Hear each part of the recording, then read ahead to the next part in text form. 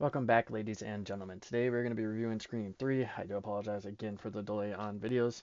It's overnight to kicking my butt, but we're going to keep plugging away at these. We are going to be watching the rest of them here with my girlfriend actually in a little bit, and then we are going to watch the new one when she's back next weekend. So we're just going to keep plugging away at these. But today, Scream 3, this one is my least favorite in the franchise. I don't want to break it down too much because I really just don't care for this movie alone. I think it's the only one in the franchise I really just don't like. This takes place in Hollywood where they are creating a film for like one of the stab movies here, and we see a bunch of different actors and actresses, playing the different roles of people that we've seen in the first two movies. Um, in this film, we see that Gail and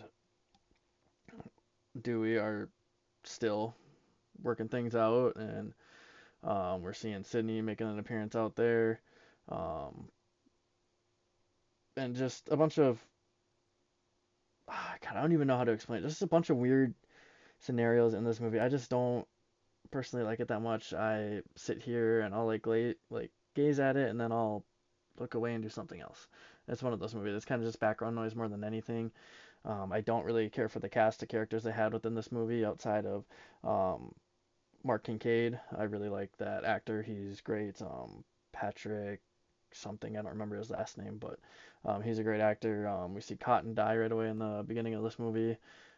That's about the most interesting part I think of the movie, in my opinion, is the Cotton scene at the beginning. Other than that, I don't really care for a whole lot of what was happening within this movie.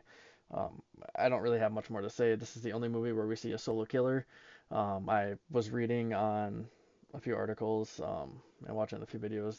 Originally, they were supposed to have um, Angelina as another killer, but they scrapped it. That's why the whole bathroom scene, she has a mask. She was supposed to be a second killer, but then they didn't see it fitting well within the movie or something, so they had to rewrite. And I don't know. I think this movie just wasn't great, and I don't like what they did with it here.